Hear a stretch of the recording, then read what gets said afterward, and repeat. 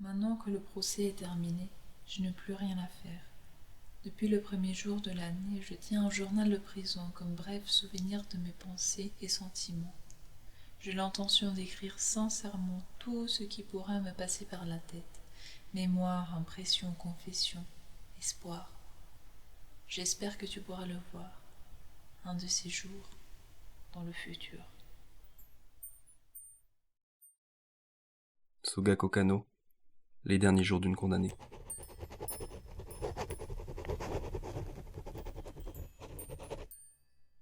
Sugako Kano, souvent appelé simplement Suga Kano, voit le jour le 7 juin 1881, à Kitaku, un des arrondissements de l'actuel Osaka. C'est un environnement alors en plein essor économique, notamment pour l'extraction du charbon, le cœur ardent de cette fulgurante et nouvelle révolution industrielle qui traverse tout le pays du Japon. Son père est d'ailleurs un petit exploitant minier, mais il est aussi un samouraï, c'est-à-dire qu'il fait partie de la classe militaire du Japon. Sa mère, quant à elle, on en sait bien peu de choses, si ce n'est qu'elle meurt lorsque Sugako n'a que 10 ans. Son père va alors se remarier, avec une femme violente et autoritaire, qui s'en prendra beaucoup à Sugako. En effet, cette belle-mère, très pieuse, la croyait possédée, car née l'année du serpent. Les superstitions ont la belle vie en ces temps. L'opium du peuple fait des ravages. L'adolescence de Suga Kano est marquée par le viol qu'un mineur lui fait subir. Elle a à peine 15 ans. Elle ne découvrira que bien plus tard que son violeur avait été encouragé dans son crime par sa belle-mère.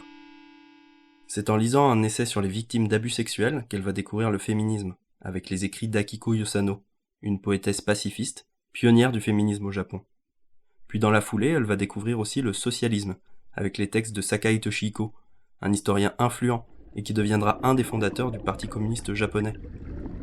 Elle épouse alors les idées radicales de son temps, et elle forge ainsi son envie de voir le vieux monde changer. À 17 ans pourtant, elle se marie. Et en fait, c'est pour elle le seul moyen de quitter le brasier de violence qui lui tient rôle de foyer. En 1902, elle a 20 ans, et elle trouve un travail en tant que journaliste pour l'Otsaka Shoho, un journal local, puis pour le Monde chrétien. Elle rejoint alors le mouvement pacifiste socialiste chrétien. En effet, ils sont à l'époque quasiment les seuls à lutter contre l'institutionnalisation de la prostitution et à parler de la traite des femmes, que subissent infiniment trop de japonaises. Elle entame alors une lutte écrite, aux côtés des socialistes, par divers articles véhéments contre le gouvernement qu'elle fait publier dans ses journaux.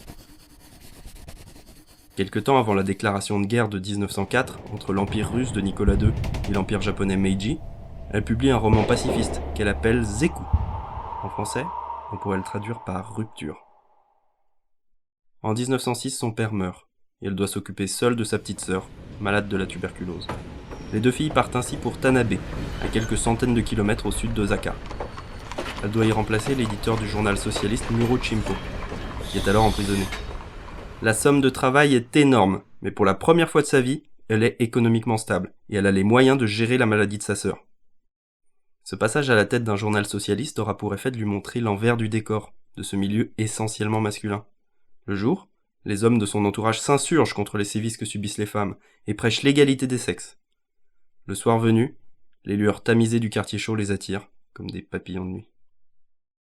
Les années suivantes, elle ne cessera d'aiguiser sa plume sur les injustices qu'elle voit et appelle les femmes à prendre conscience de leurs conditions et à entrer en rébellion.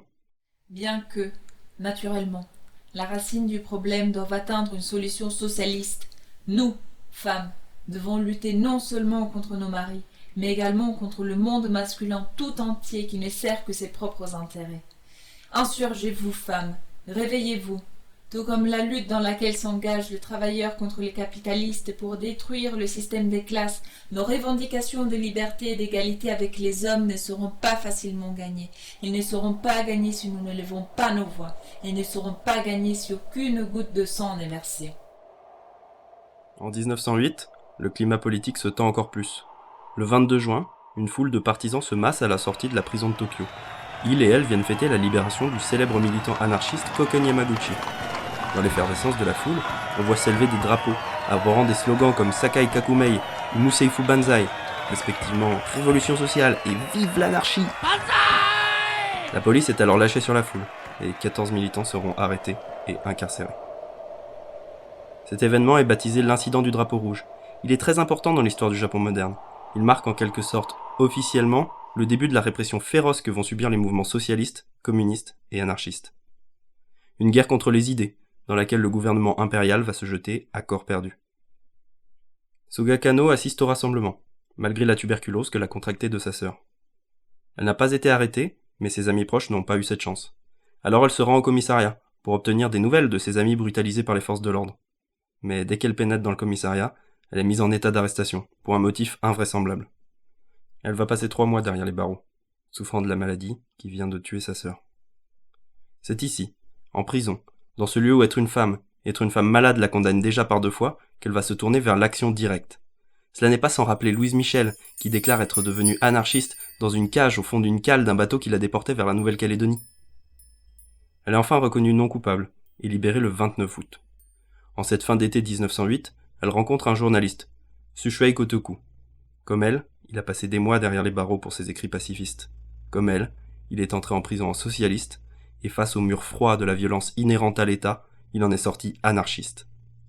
À ce moment-là, il est d'ailleurs en correspondance avec le russe Pierre Kropotkin pour traduire en japonais son ouvrage de référence, La conquête du pain. Kotoku dira à propos de Sugako Kanno, « J'ai trouvé pour compagne le plus grand penseur et écrivain du Japon. » Ensemble, ils créent leur propre journal, Chiyu Shisu, la libre pensée. Un jour, une ouvrière toque à la porte du journal. Elle vient voir le couple de Sugako et Sushuei. Il leur présente un projet d'attentat contre l'empereur. En effet, à cette époque, le chef politique du Japon, l'empereur Meiji, bénéficie d'un statut divin. Il veut que l'on croie en lui comme en une sorte d'incarnation divine. Alors Sushuei se retire, mais Sugako s'avance.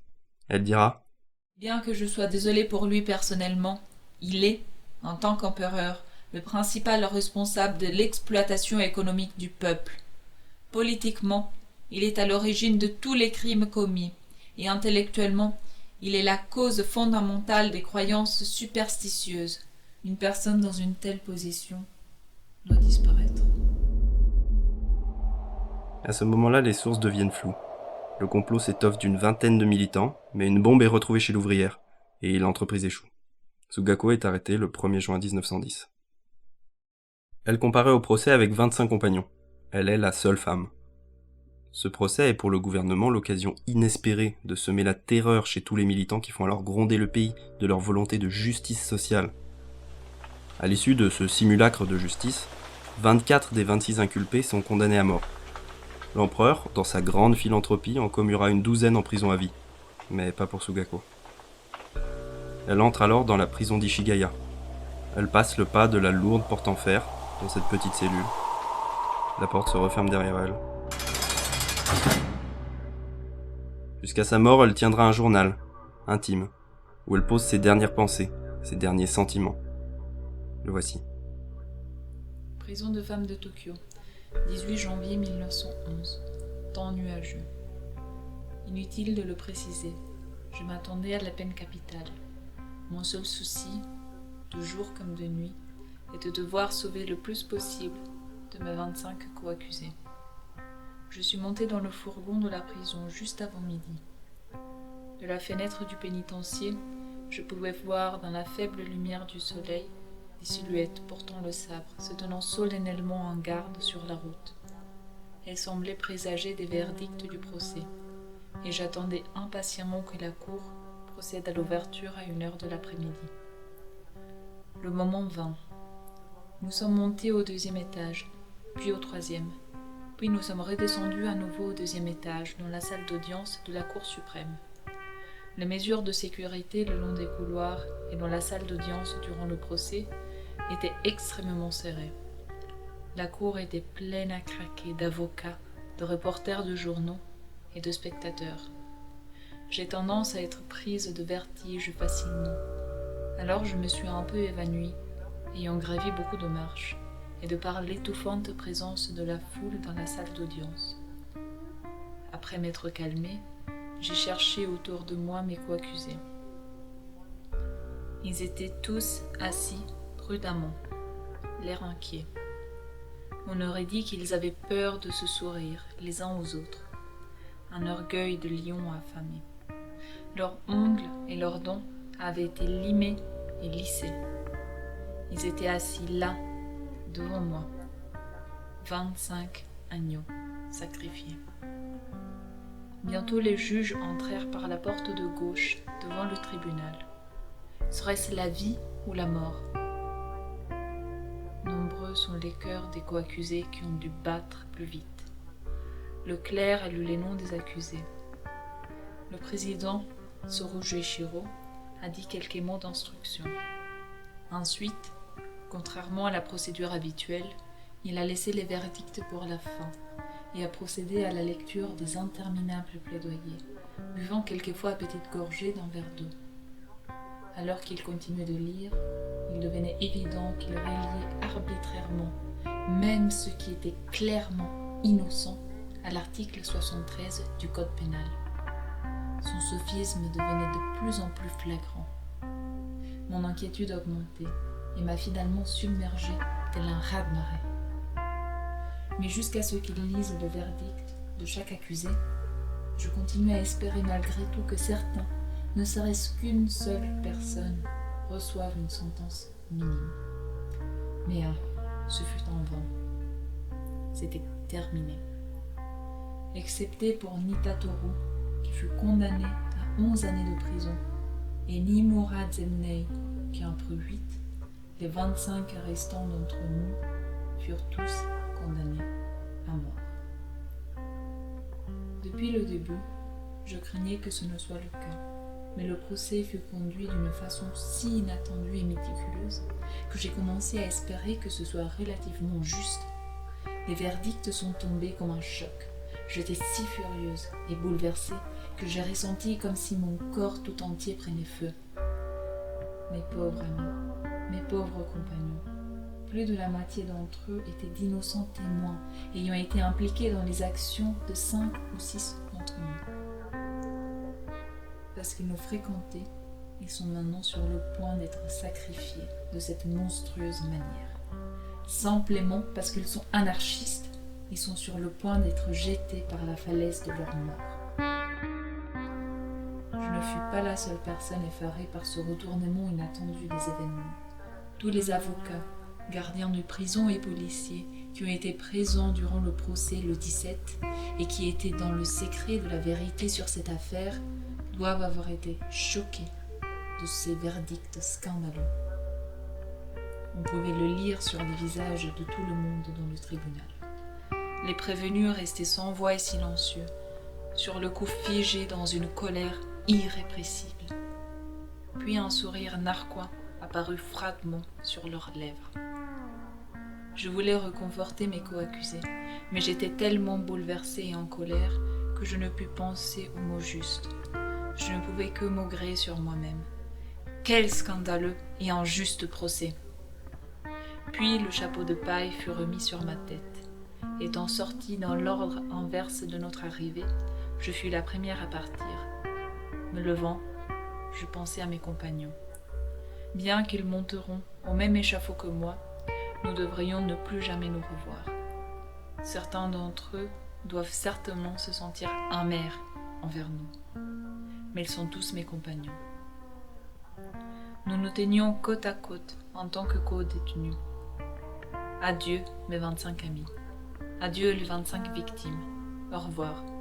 Au revoir, au revoir. C'est tout ce que je suis arrivée à dire. Au revoir, ils ont crié après moi. Alors que je quittais la salle d'audience, j'ai entendu quelqu'un crier « Banzai !» Sans aucun doute, l'un des fervents anarchistes hurlait pour la cause anarchiste. Alors que je marchais sur la première marche de l'escalier de pierre, quelqu'un cria « Kano-san !» Me retournant vers la salle de détention du tribunal, je commençai à me calmer et à regagner mon sang-froid. Je me suis sentie quelque peu honteuse de m'être autant emportée. Mais quel procès scandaleux! Cependant, cela n'aurait pas dû me surprendre. Mes expériences passées auraient bien entendu dû m'avoir préparé de m'attendre à cela. Nous avons initié notre complot précisément parce que ce genre de justice scandaleuse et d'autorité politique despotique existe. «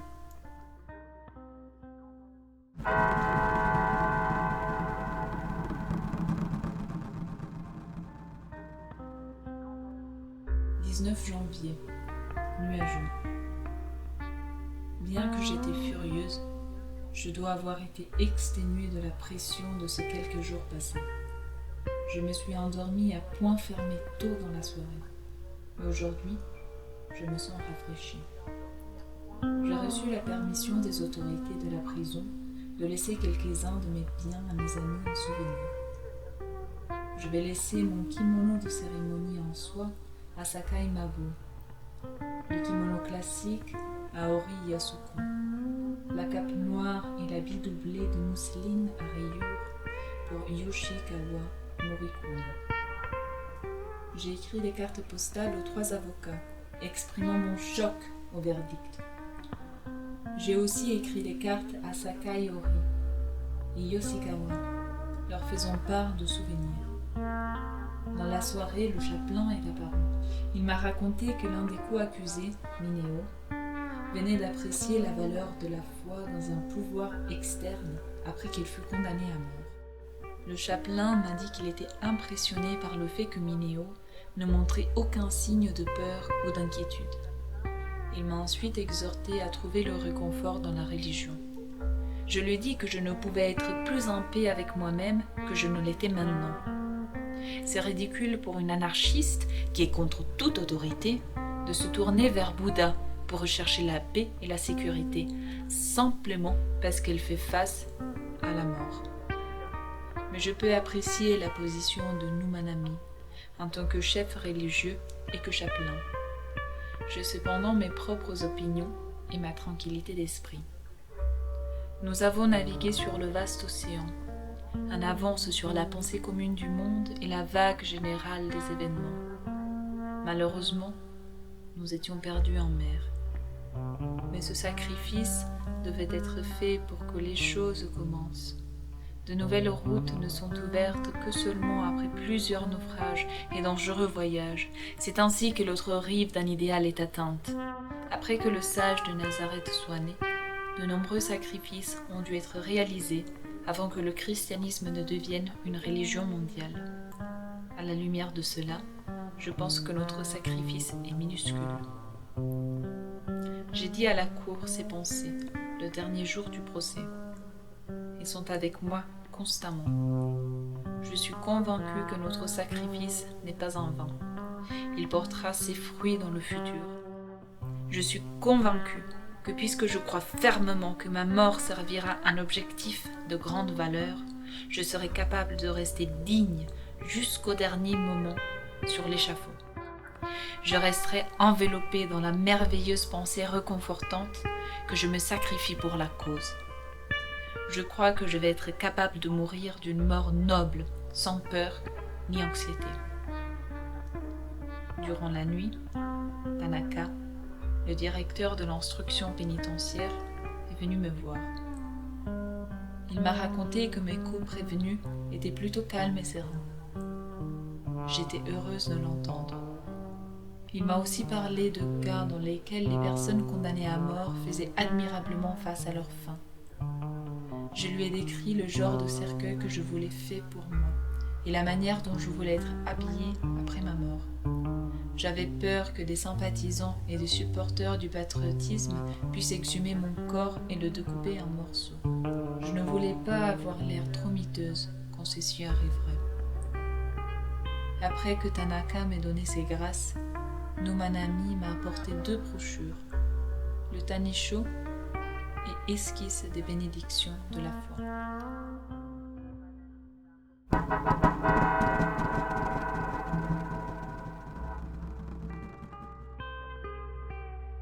20 janvier.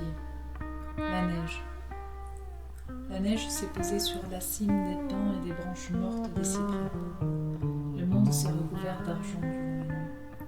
Depuis le début de l'année, il y a eu quelques courtes bourrasques, mais cette tempête ne semble vouloir bientôt s'arrêter. Qu'il neige, 30 cm, 60, qu'elle s'empile très haut, enveloppe cette misérable ville de Tokyo sous la neige, comme une cité ensevelie sous les cendres, que se place au même niveau le paysage tout entier. Je me demande à quoi pensent les inculpés de la prison des hommes, Maintenant qu'ils regardent au dehors la neige froide de leurs fenêtres en fer d'1 mètre de haut. La neige, remplie de souvenirs. Alors que je regarde fixement par-delà la fenêtre en fer et observe la neige tourbillonnant avec douceur, le souvenir de nombreuses années flotte au-delà de mes yeux, les nombreuses fois où je les ai levées vers le même ciel, entremêlées de toutes sortes de pensées et de sentiments. Un mélange de bonheur et de tristesse se presse contre ma poitrine en silence. Je désire ces jours-là, mais je réalise que toute chose est éphémère. Tout, à présent, appartient au passé. Je ne sais pas ce qui m'arrivera demain. Maintenant, je n'ai plus le temps d'apprécier et me remémorer le passé. Oh, oui, j'ai le temps. Mais non, le temps est trop précieux. Je dois utiliser mon temps pour lire et écrire. Il y a des choses auxquelles je dois penser immédiatement. Mon esprit est préoccupé par des pensées et des choses auxquelles je dois faire attention. Pourquoi mes songes si agités et stressés? Je ne le comprends pas. Est-ce parce qu'une pile de livres fait face à moi? Est-ce parce que je ne peux voir les personnes que je dois voir afin que certaines choses soient prises en charge? Est-ce parce que je n'ai pas écrit mes derniers mots pour le plus jeune de mes frères? Les gens me disent que je n'ai pas changé du tout, que je suis toujours pleine d'énergie. Pourtant, bien que je sois occupée avec toutes sortes de choses, rien n'est fait. Cependant, cela n'a pas d'importance. Je ferai ce que je peux, et peu importe ce qui n'est pas terminé, je le laisserai tel quel. Il y a 2 ou 3 jours, j'ai reçu une lettre de Sakai. Il a écrit « J'ai vu ta lettre du 4. J'espère que tu écriras ton journal de prison aussi franchement et courageusement que possible. Je t'admire de ne pas abandonner tes études d'anglais. Il y a un dicton qui dit quelque chose comme ça. Pour chaque jour que vit une personne, il y a la valeur d'une journée de travail. Nous pourrions tous mourir demain. Mais j'étudie l'allemand et le français petit à petit, comme si j'allais sans aucun doute vivre jusqu'à mes 60 ans. Je suis parfaitement calme. Depuis septembre de l'année dernière, je joue au tir à la corde avec le dictionnaire et essaye d'apprendre l'anglais. Je m'y attelle avec un sens aigu de l'urgence, mais je fais de très petits progrès. J'en suis seulement à 1/3 de mon manuel de lecture de niveau 5. On m'a donné de quoi lire au moins un magazine sans trop d'études. C'est tout naturel que je ne puisse parvenir au niveau de ceux qui ont reçu une éducation classique. Cependant, ce qui m'a plus que tout ennuyé était que je ne connaissais pas de langue étrangère et je voulais au moins être capable d'en dire une. Bien que je commençais à étudier par moi-même plusieurs fois, la mauvaise santé ou quelque chose d'autre interférait toujours. Je n'ai donc pas été capable de faire quoi que ce soit à ce sujet jusqu'à récemment. C'était dû en partie à mon manque de volonté et de patience, mais aussi aux circonstances dans lesquelles je me suis retrouvée, que seulement à la mi-septembre ai-je décidé que le temps était venu pour moi d'apprendre à lire au moins quelques simples exemples choisis de l'anglais. Je devais le faire avant de mourir. J'ai donc commencé avec un manuel de lecture de niveau 3. Maintenant, je ne sais pas quand je serai exécutée. Il me reste probablement plus beaucoup de temps, alors je devine que je ne pourrai pas maîtriser la langue. Je le regrette énormément. Ce journal sera écrit sans aucun mensonge ou faux semblant. Sakai ne doit pas s'inquiéter pour cela. Il va révéler la Sugako Kano nue, telle que je suis. Je dois recopier 2 ou 3 poèmes de mon autre journal. Que sommes-nous de piètres choses à nous battre au milieu de l'éternité et d'un ciel sans fin? Né dans un pays minuscule, je sacrifie mon petit corps pour une lueur d'espoir. Quelle nation! Il tire sa fierté en déversant les âmes de centaines de milliers de gens pour 1 centimètre carré de carte.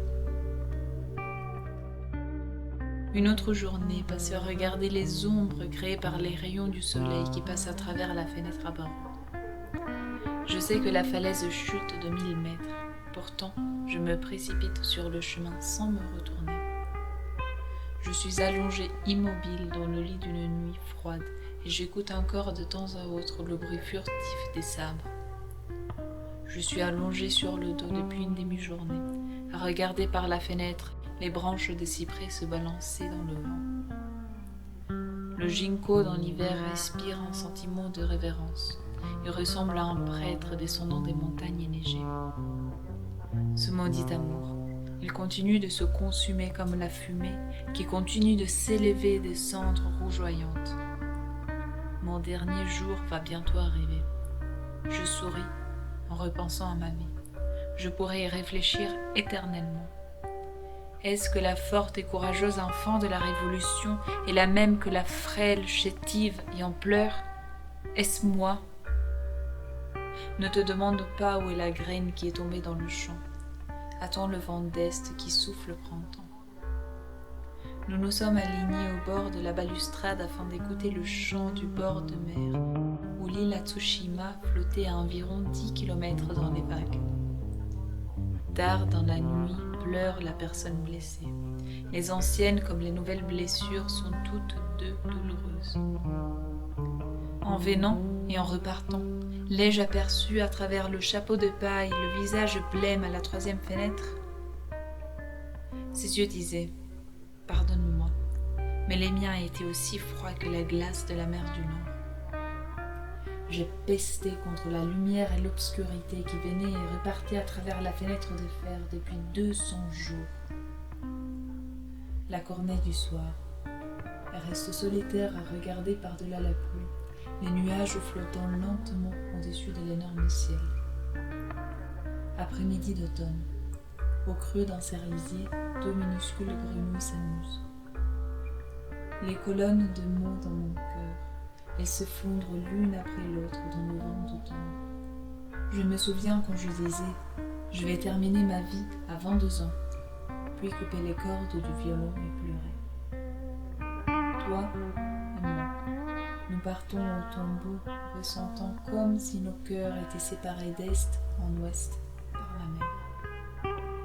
Les pétales des cerisiers en fleurs tombent sur le chemin des pierres du temple de Daiyak et la cloche du temple Karian. Dans la soirée, j'ai reçu des cartes de Sakai et Tameko, Oshikawa et Kotoyo Kumataro. Je voulais griffonner mes pensées après les avoir lues, mais c'était plus que ce que je ne pouvais faire. En relisant ce que j'écris jusqu'à maintenant, ce journal me semble totalement désorganisé et incomplet. C'est presque comme si j'écrivais les barbouillages de mes rêves. C'est alarmant. Devrais-je totalement arrêter ?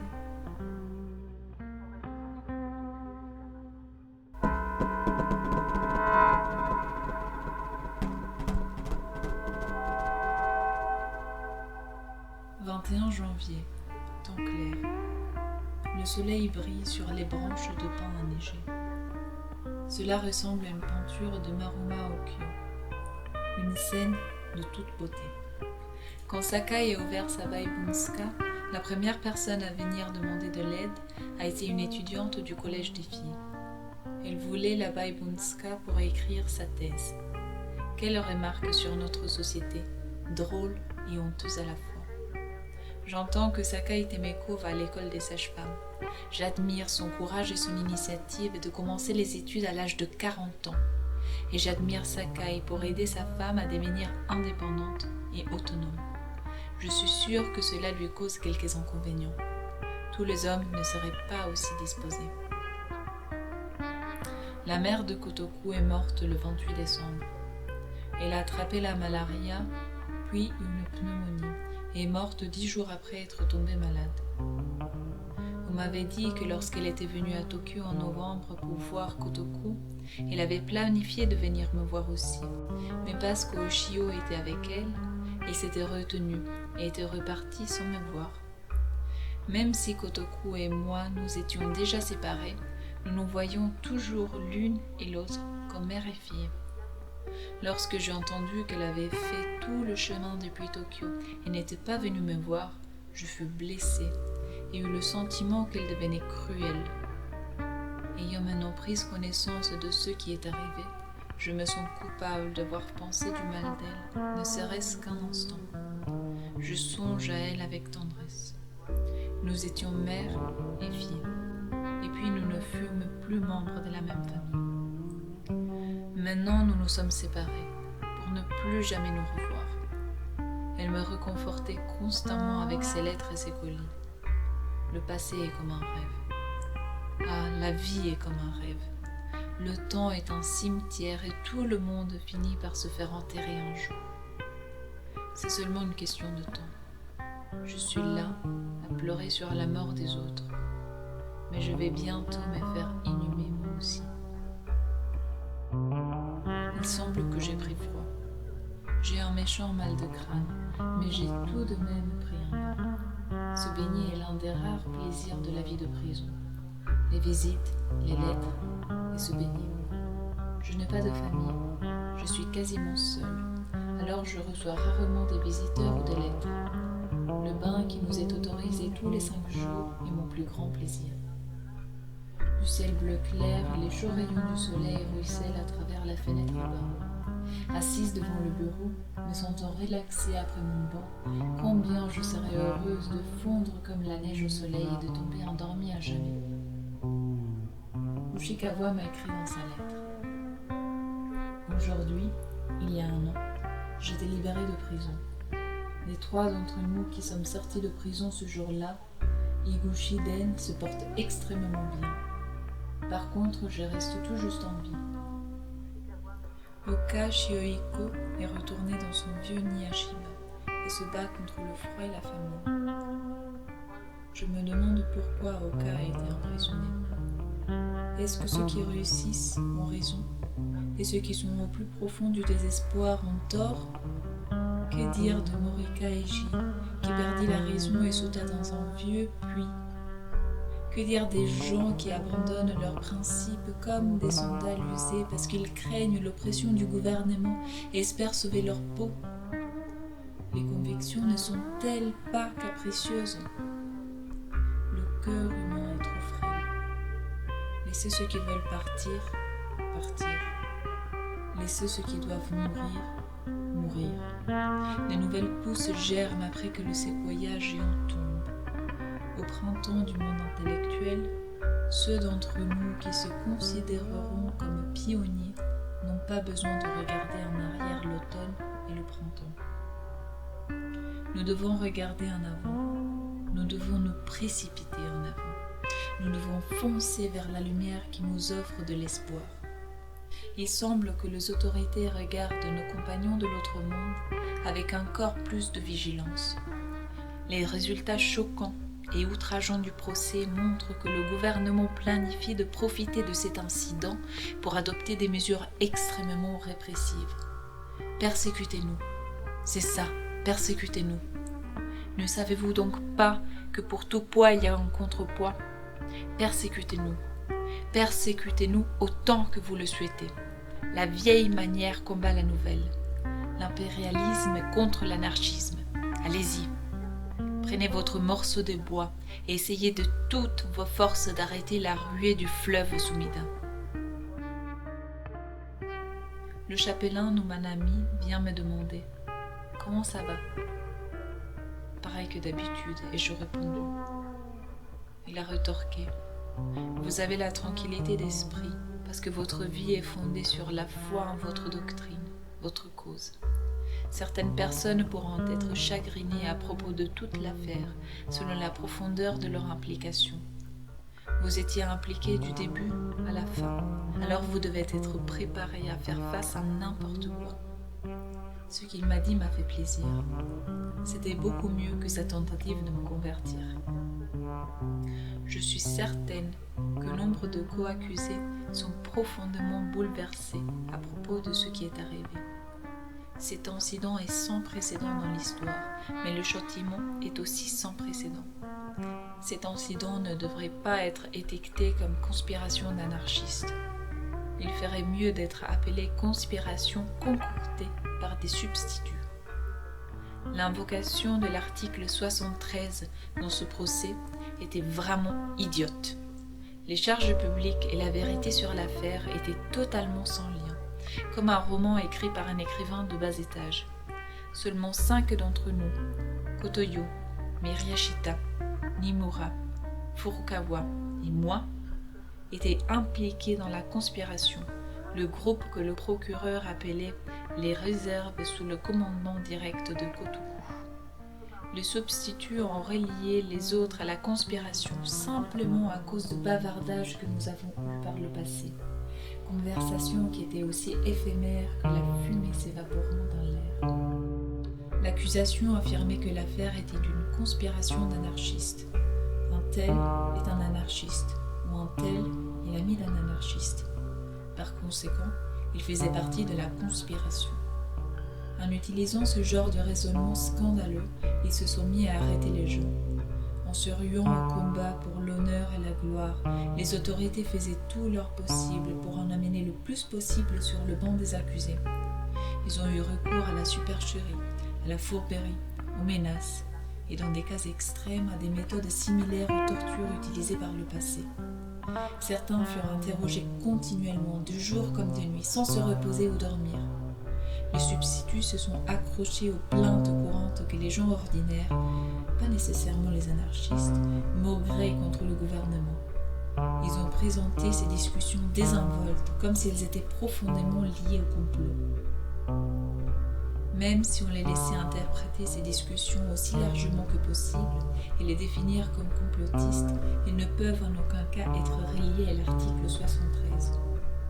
Tout au plus, les substituts peuvent-ils prouver une intrigue afin de mettre en scène un soulèvement civil.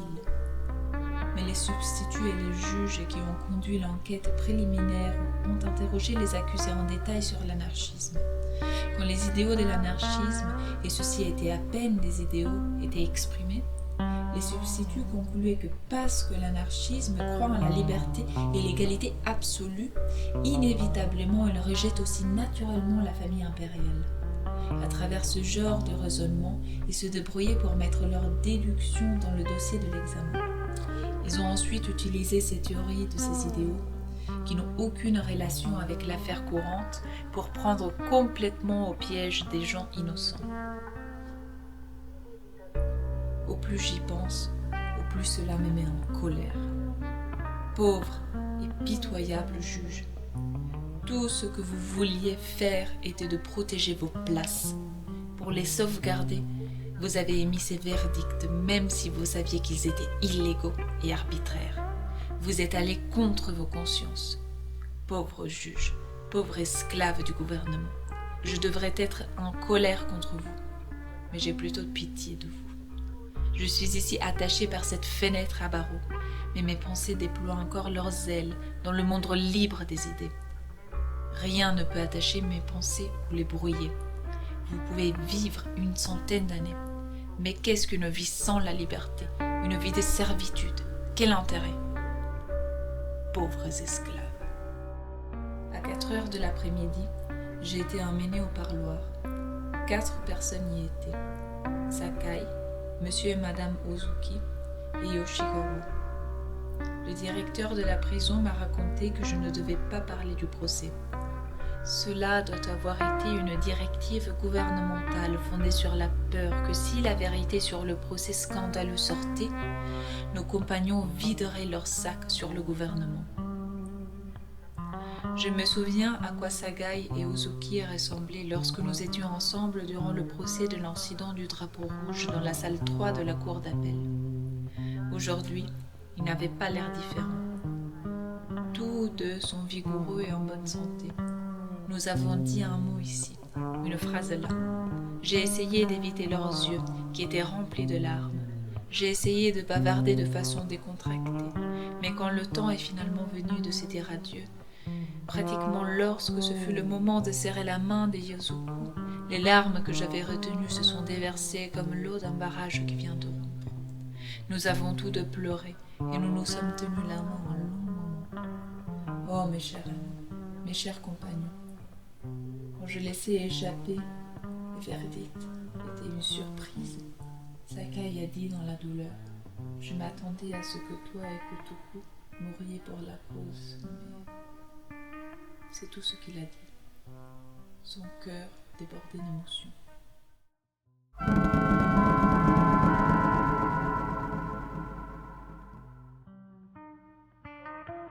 22 janvier.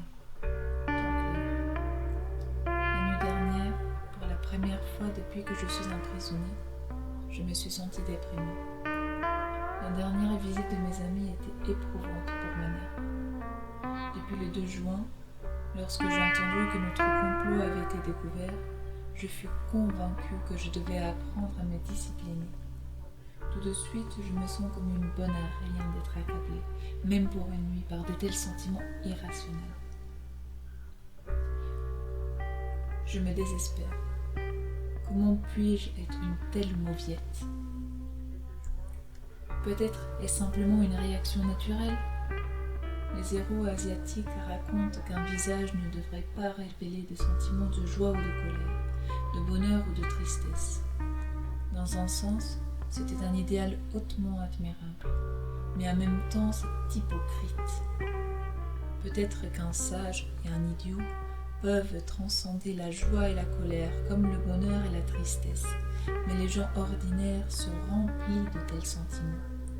Peuvent-ils vivre sans montrer leurs émotions, simplement en mentant ou en faisant semblant ? Je suis une personne faible, émotive à l'extrême. Je n'aime pas les faux semblants et je déteste les mensonges. Je hais tout ce qui n'est pas naturel. Je pleure, je ris, je me réjouis, je me mets en colère. Je laisse mes émotions jouer librement. Je me fiche de comment les autres mesurent ma valeur en tant qu'être humain. Je serai satisfaite si je peux terminer ma vie sans me mentir à moi-même.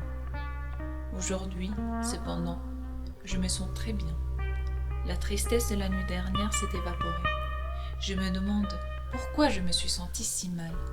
J'étais folle de joie d'entendre que mes co-accusés dans l'aile des hommes de la prison sont prêts à affronter la mort, faisant preuve d'une grandeur d'âme digne des anarchistes. Quand j'ai entendu cela, je me suis sentie flotter dans les airs. Puisque nous sommes responsables de leur situation désespérée, j'étais très inquiète de comment ils pourraient réagir. Nous sommes tous humains. C'est simplement naturel qu'ils puissent trouver intolérable d'être punis si sévèrement pour la très faible connexion qu'ils avaient avec l'affaire. Je suis vraiment impressionnée qu'ils aient décidé de tout sacrifier dans l'intérêt de leurs principes.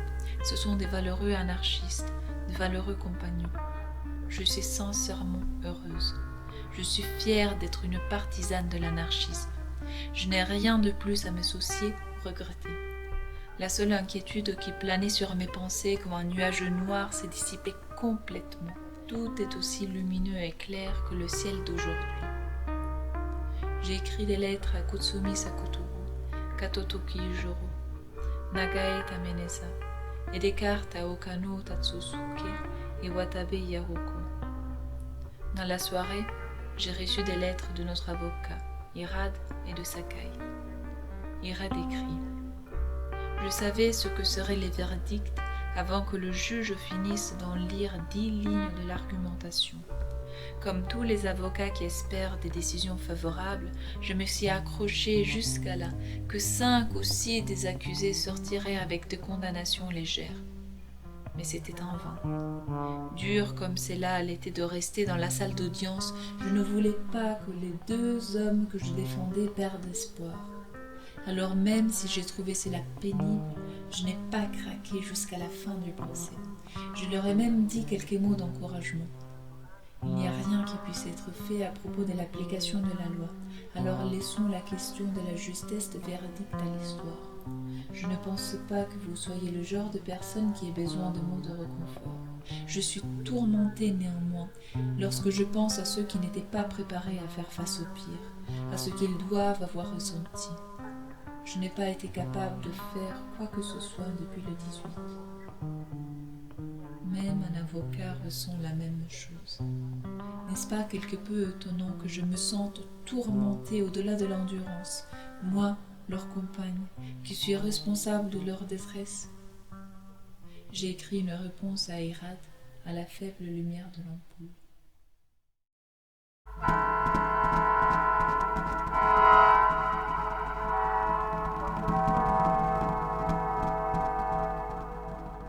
« 23 janvier, temps clair.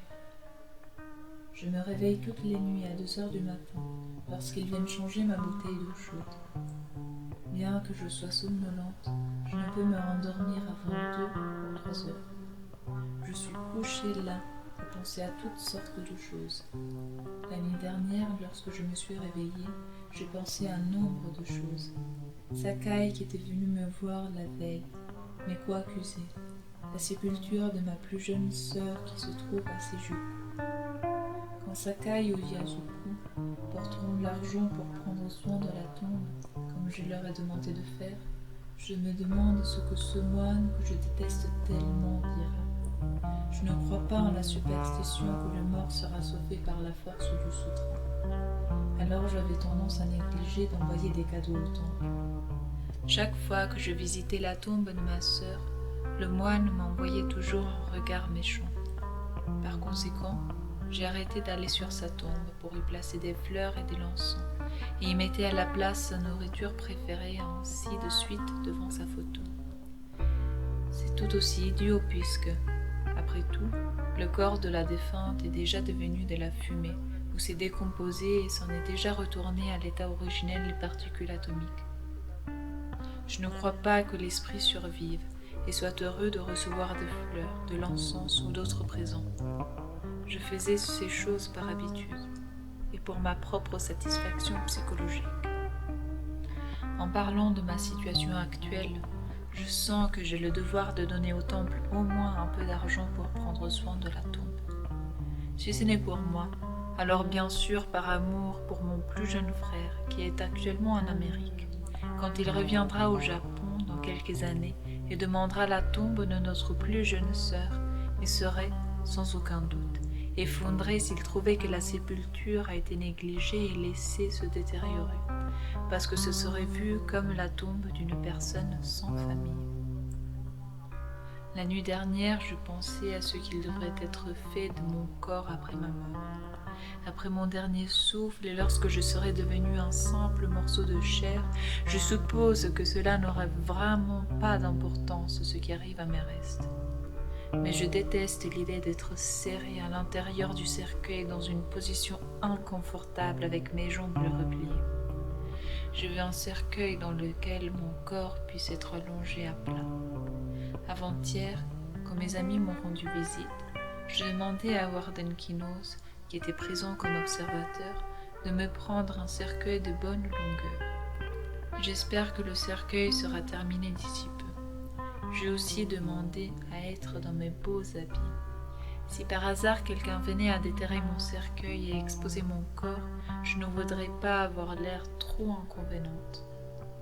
Maintenant, cependant, j'ai décidé qu'il serait plus naturel pour moi d'être habillée dans mes vêtements ordinaires. Cela n'a pas d'importance que ma robe soit sale ou déchirée. J'ai aussi demandé au chef de section Izuka de me laisser prendre un bain le matin de mon exécution, mais ce matin je leur ai demandé d'oublier cela aussi. Je me fiche de la pierre tombale. Honnêtement, je n'ai vraiment rien à faire s'ils me brûlent et dispersent mes cendres dans le vent, ou s'ils jettent mon corps dans la rivière Singawa. Mais je suppose qu'ils ne peuvent pas faire une chose comme ça. Alors, si je dois être enterrée, je veux vraiment être enterrée près de ma plus jeune sœur. Avant-hier, lorsque Sakai et Yasuko m'ont demandé si j'avais quoi que ce soit dont je voulais qu'on prenne soin, je leur ai dit où je voulais être enterrée. Ce matin, j'écris des cartes pour la Baibunska et pour notre avocat, Hirad. Je demandais aux gens de Baibunska de prévoir d'avoir une nouvelle tablette en bois posée sur la stèle de ma sœur quand il viendrait au temple. En repensant à ma tombe, je me suis souvenu du procureur Takemi Wataru. Je l'ai rencontré il y a 3 ans, après l'incident du drapeau rouge. En ce temps-là, nous nous sommes disputés à propos de ma requête pour que l'on corrige les termes de mon audience préliminaire. Nous avons fini en colère l'un contre l'autre. Puis l'année suivante, qui se trouve être il y a 2 étés, lorsque je fus emprisonné et inculpé de violation de la loi de presse en connexion avec mon travail au magazine Yugo Shiko, le même procureur me tourmenta.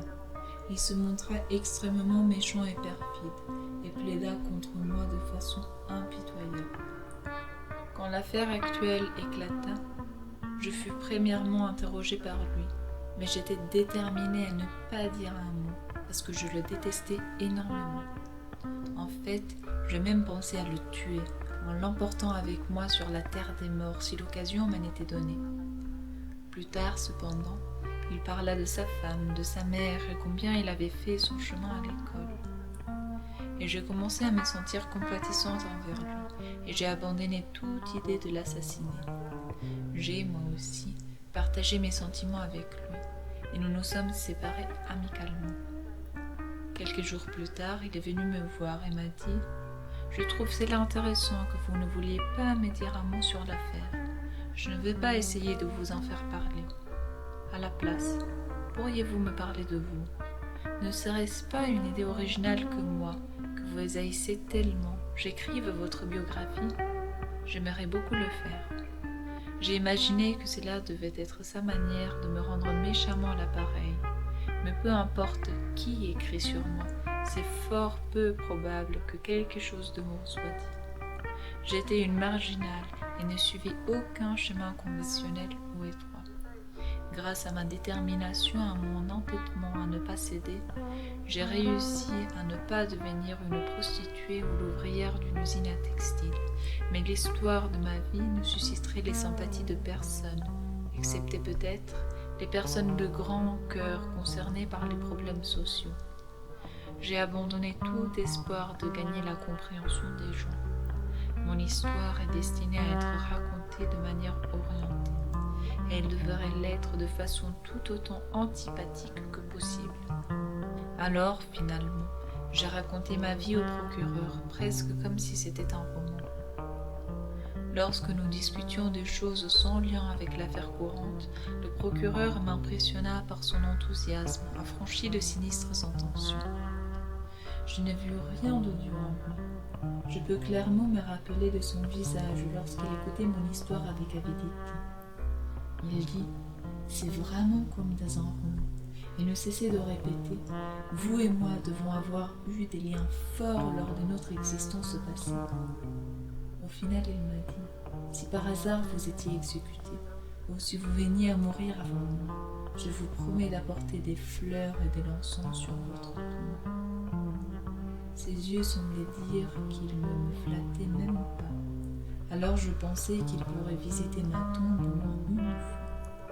Quand je faisais allusion à cela à quelqu'un, il riait et disait qu'il était probablement simplement superstitieux à propos de tout cela.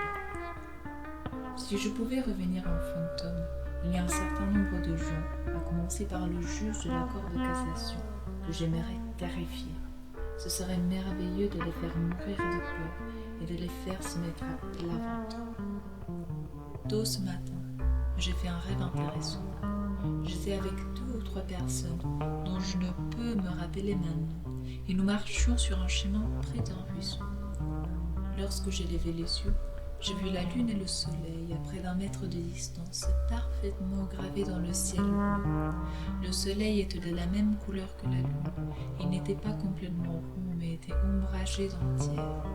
J'ai alors dit à mes compagnons que lorsque le soleil et la lune apparaissaient ensemble, cela signifiait qu'un grand désastre s'apprête à arriver à la nation. Ensuite, je me suis réveillée. Peut-être que mon cerveau est d'une manière ou d'une autre blessé, mais depuis bien longtemps, je rêve souvent toute la nuit. Je n'ai cependant jamais fait de rêve comme celui-ci. Un soleil et une lune en forme de croissant. Je me demande ce que tout cela peut bien vouloir signifier. Actuellement, chaque matin que je me lève et je songe avec amusement. Oh, suis-je encore en vie? Que je sois toujours en vie me donne l'impression d'être dans un rêve. J'ai entendu de Tanaka, le chef de l'instruction morale, que plus de la moitié des prévenus condamnés à mort ont reçu une grâce. Leur sentence a probablement été réduite d'un degré à la prison à vie. Les verdicts ont été si injustes que ce ne fut pas une surprise. Cependant, c'est une plaisante nouvelle. Je ne sais pas de qui les sentences ont été réduites, mais cela doit être ceux qui n'avaient que peu à voir avec l'affaire. Ceux qui, à mon avis, étaient totalement innocents, doivent être fous de joie, car même s'ils furent condamnés injustement et arbitrairement, ils faisaient face à la peine de mort. Les autorités ont tout d'abord émis ces sentences sévères, puis les ont réduites, faisant du racolage de cette action comme étant un acte de bienfaisance de l'empereur. Ils essaient de bien faire comprendre au peuple du Japon, tout comme à ceux des autres nations, que c'est un acte de justice et de pitié. Allons-nous admirer cette sorte de machination astucieuse ou le condamner comme habile manœuvre politicienne ? Cependant, je suis vraiment heureuse que les vies de mes compagnons aient été épargnées. Si je pouvais prendre leur place à tous, je serais heureuse d'être rôtie à mort en étant ligotée de haut en bas, ou avoir mon dos fendu et avoir du plomb fondu versé au cœur de mes entrailles. Je suis prête à souffrir toutes sortes de tortures ou de châtiments. Quelqu'un m'a raconté une histoire intéressante sur Tanaka, qui était un samouraï. Tanaka a été capturé et condamné à mort en 1872. Il fut de manière inattendue gracié sur le chemin de son exécution. C'est une histoire qui intrigue beaucoup quelqu'un dans ma situation. Tanaka fait preuve de tact en modulant son langage pour s'adapter à la personne à laquelle il parle. Il ne dit rien de mentalement contrariant, mais apporte simplement des histoires appropriées et opportunes. Je suis impressionnée. C'est le fruit d'années d'expérience. 5 lettres sont arrivées. Elles sont de Sakai, Kotsumi, Minami, Kayama et Tomiyama. Celle de ma Sam est une belle image d'une pelouse et de fleurs. Elle a écrit au crayon « Je comprends que tu me donnes quelque chose. Merci beaucoup. Au revoir. » Je peux voir ses grands yeux, son visage souriant et son adorable figure. C'est vraiment une enfant adorable. Koitsumi m'a écrit « Je te crie ceci comme une missive d'adieu. Au nouvel an, lorsque j'étais saoule, j'écris le poème suivant pour Sushi. Avant que je ne lève la tasse de saké, je songe seulement à une relation avec de belles princesses. Après être saoule, je comprends la recherche acharnée. Cette nuit, mon cher ami est en prison.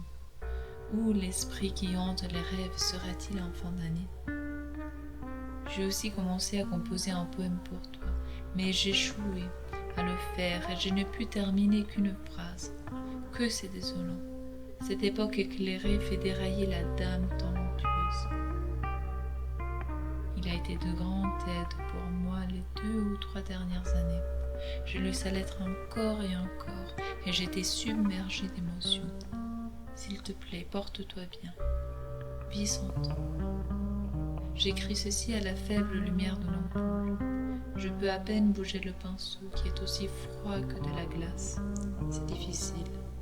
L'appel à aller se coucher a été fait il y a quelque temps. Le vent solitaire souffle par la fenêtre. J'imagine que je dois appeler cela une nuit.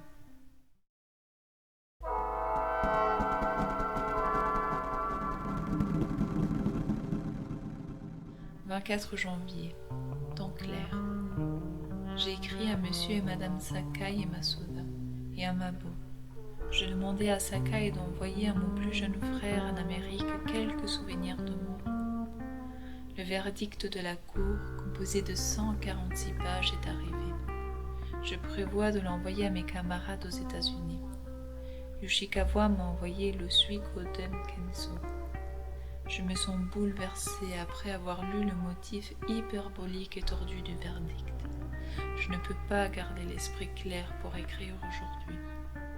Cette nuit, j'écris des lettres et des cartes aux 4 avocats, Isobe, Hanai, Imamura et Hirata, ainsi qu'à messieurs et dames Yoshikawa, Minami, Kayama et Tomiyama.